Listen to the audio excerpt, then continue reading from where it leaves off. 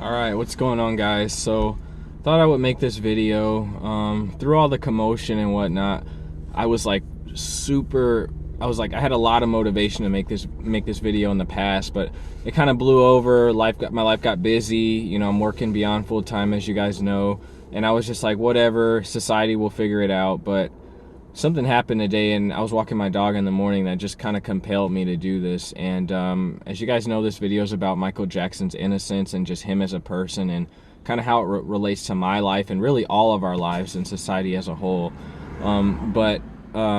I was walking my dog, and then one of the guys that I usually see at the park, I love seeing them. My dog loves them. They just go crazy, and they will literally play for an hour straight. So it's great. I bring my dog home, and he's tired and whatnot. But anyway, this guy walks up to me, pulls out his earphones, puts them in his little thing, and starts talking about, you know, the music he's listening to. And he's like, you know, I was listening to the radio, and some Michael Jackson came on. And I was going to turn it off, and I was going to change the channel, but then I kept listening to it, and I was like, you know what? He may be a pedophile, but his music's amazing. You know, I love what he's doing, but, you know, still, the guy's still a creepy effing pedophile. And you know, normally I would, you know, in any other situation or altercation, or if someone's saying something I don't agree with, I would just, you know, kind of let them believe whatever they want to believe, and just kind of nod my head and say, oh, okay, you know, not try and change their opinion, change their mind. You know, arguing with people or attempting to change people's viewpoints it's a waste of time and energy. So, but in this case, it's like, you know, I love Michael Jackson. I really respect Michael Jackson. I spent the last 2 to 3 weeks doing a lot of research on his life. You know, I was a Michael Jackson fan, but never as much as I'm a fan now. Like, I feel like all of this controversy, everything that, you know, that the media is bringing up, and this mockumentary that these two guys came out with, I'm 10 times the Michael Jackson fan I was a year ago. He was an amazing individual. Unfortunately, a lot of the research that I've done and videos I've watched and documentaries and court documents you've read and testimonies I've seen, he was a very disturbed individual. My heart really goes out to him. He suffered a lot of abuse as a child at the hands of his father, including his brothers.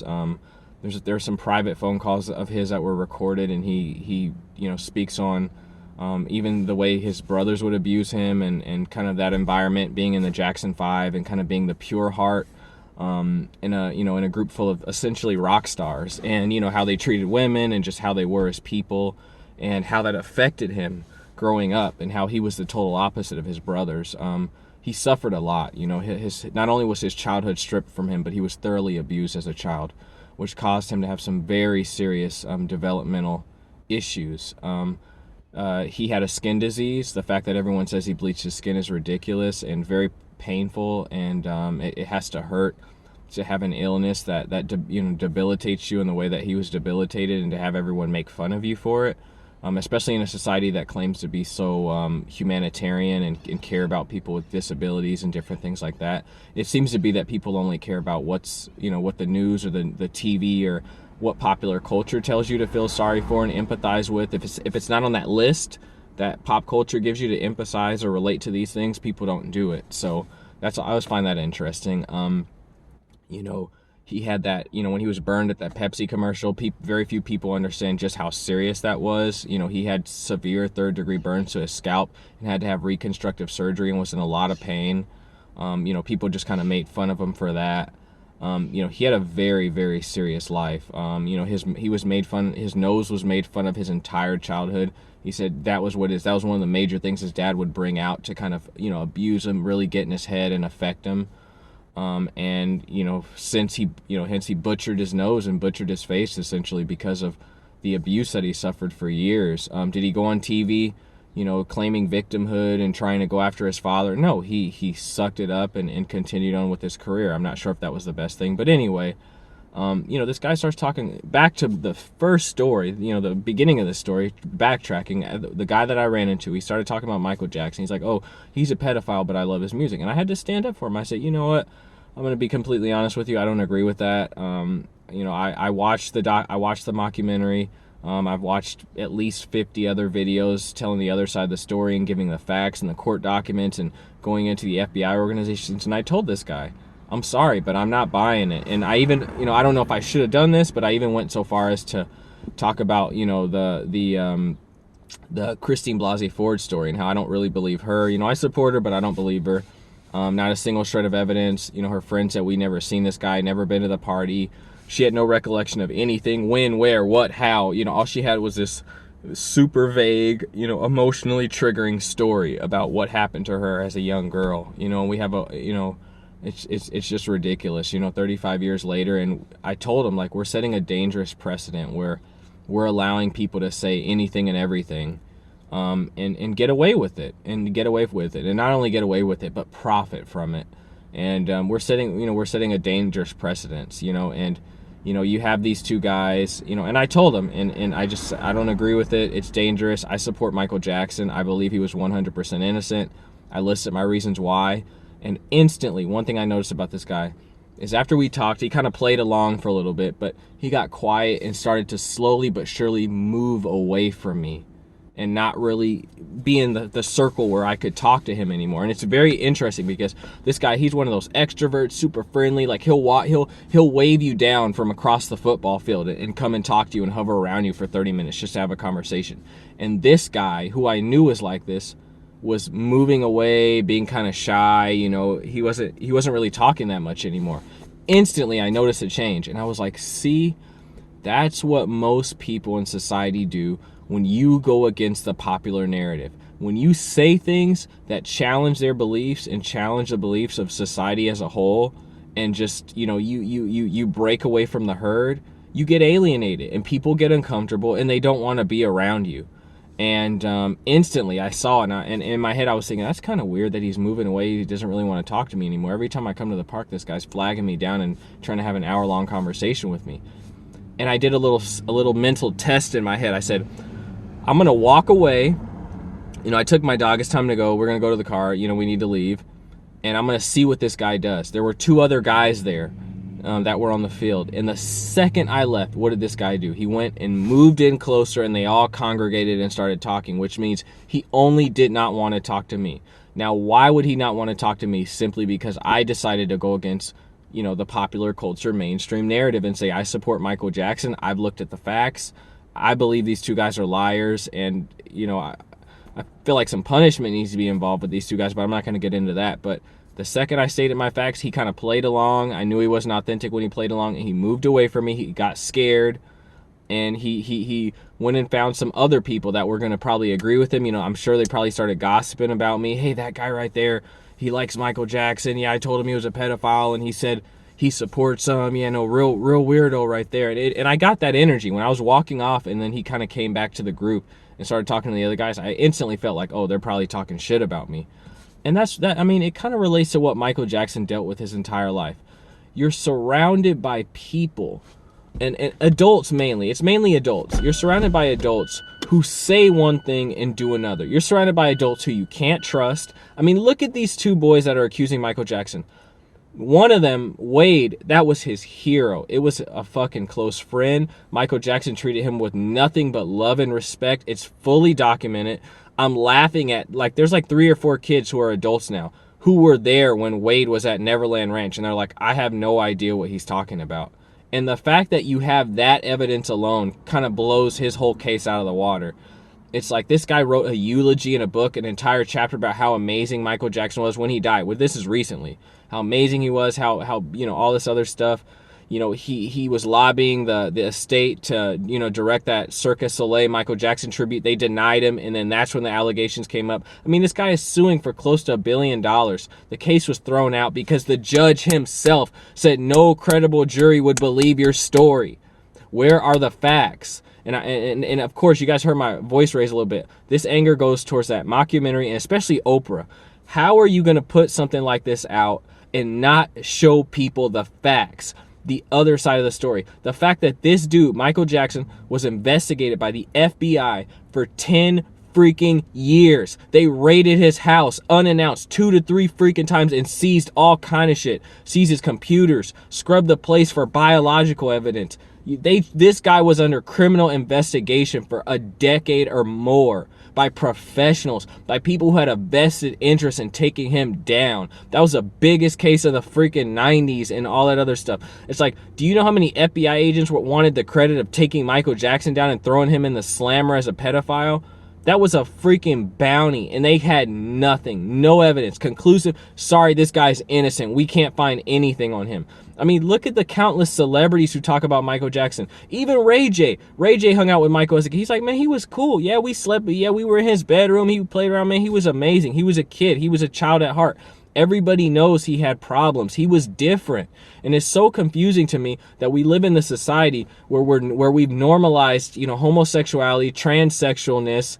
We've got a phone call. Ignore it. We've normalized all these different things, which I think are normal. I truly believe people should be able to do whatever the hell they want, as long as it's not harming someone else or taking advantage of someone else or abusing someone else. You should be able to do what you want. If you like men, you can like men. If you're a man if you're gay, you can like gay. If you're a man, you want to turn yourself into a woman, God bless your soul. Do whatever you want. Be happy. Spread your wings and fly.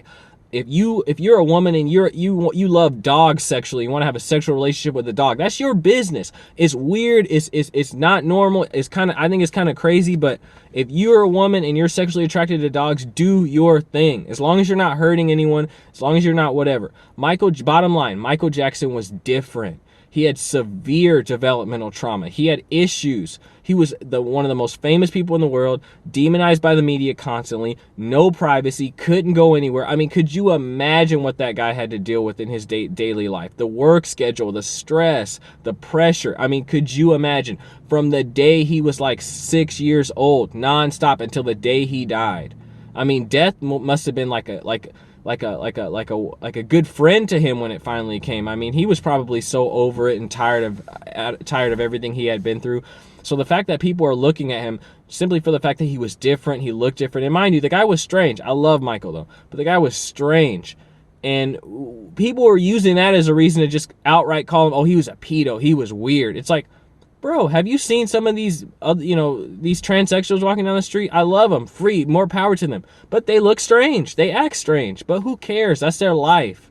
Let them live their lives. They're humans. They have a soul. Whatever makes them happy, they should be able to do that without people judging them and trying to crucify them for being different. Michael Jackson is no different. I mean, let's just go down some of the evidence. The fact that Wade was the star witness in his defense. As an adult, as a 22-year-old adult, he was an adult when he was a star witness for him. And he's now changing his story. And just watching the mockumentary, all of that baloney where you have this, these grown men, it's like, do you have a pair of balls? That one guy's talking about, I just woke up, I didn't know that I was abused, but for some reason I just woke up hating myself every day. I just hated myself. I couldn't sleep. I just hated myself for some reason. I didn't know why. It's just like, are you kidding me? Like, are you kidding me? Are you kidding me? Who believes stuff like this anymore? Like, why would you ever believe anyone that says something like that? It's just like, all you're trying to do is appeal to my emotions, try and get me to empathize with you rather than listening to the facts. I don't want to hear about your emotions. I want to hear about the facts. I want to see all these court documents. They have pages and reams of therapist documents from Wade, from his therapist, and how he had emotional breakdowns because, Michael Jackson told him he was going to be a famous director, and he had a bunch of nervous breakdowns and had to leave the directing business, and essentially his life was ruined. And he hated Michael Jackson for that. And, there's so much evidence, man. Not to mention the fact that there are hundreds of children. They're blowing these stories up talking about he had kids in his bed. Elizabeth Taylor will go on the thing and talk about, dude, when he had kids in his bed, sometimes he had the parents in his bed too. Sometimes he had older celebrities in his bed too. Sometimes their parents were over just in the other room when he had these kids over. They're misconstruing and twisting and constructing this whole story and bending it so you can look at it a certain way. It's like, he had a kid in his room when his parents were a room 20 feet away and could hear and knew everything that was going on.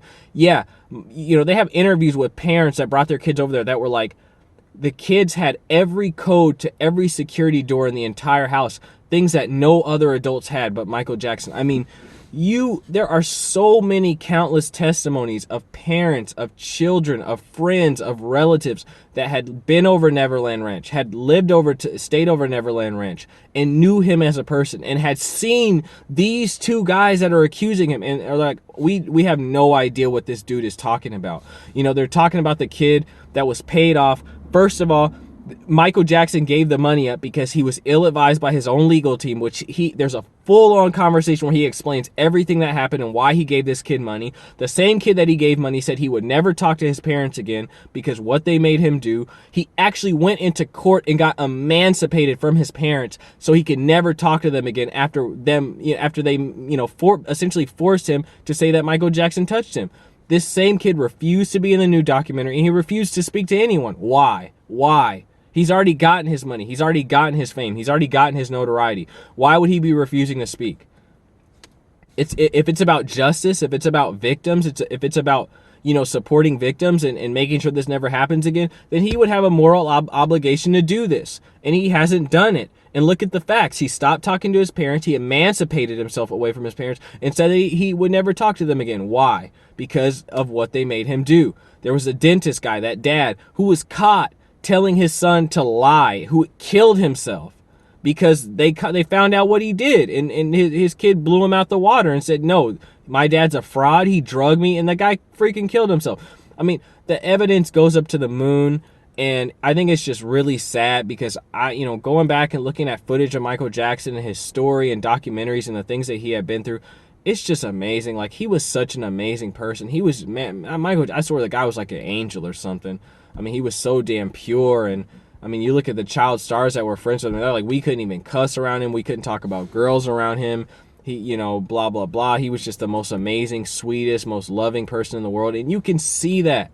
And it's like, for once, we have someone who's famous, who's completely innocent, almost like Goku. Like, Michael Jackson almost reminds me of Goku. Anyone who's a Dragon Ball Z fan, Goku, the hero who's just insanely innocent and naive all the time.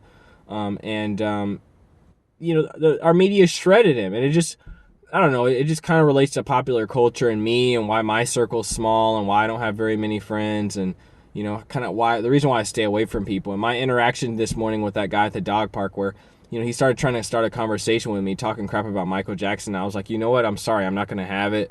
I don't agree with that. I support Michael Jackson. Here are the facts why. And that guy didn't want to hang around me anymore. He didn't want to talk to me anymore. And this is someone who I was really friendly with beforehand. And one conversation changed everything. And he wasn't really, he instead of being respectful and respectfully arguing with, or presenting his case against me and trying to show me why he believed what he believed, he decided to be deceptive, pretend like he was on my side, pretend like he was listening to me, and then once the conversation was done, move away from me and kind of talk shit about me behind my back. And that's what people do. And it's kind of very similar to the actions these two guys are taking in the mockumentary. So, once again, I'm going to make that short. Just a quick weigh-in on the whole Michael Jackson case. We love you, Michael. You're the greatest to ever do it. Man, I'm 10 times the Michael Jackson fan I was a year ago. I stand behind him. Shout out to everyone out there that's standing behind Michael Jackson and looking at the facts and using their mind and not being a mainstream media puppet. So shout out to everyone out there. Shout out to Michael Jackson. We love you. We miss you. The greatest to ever do it. And yeah, I'll catch you guys in my next video.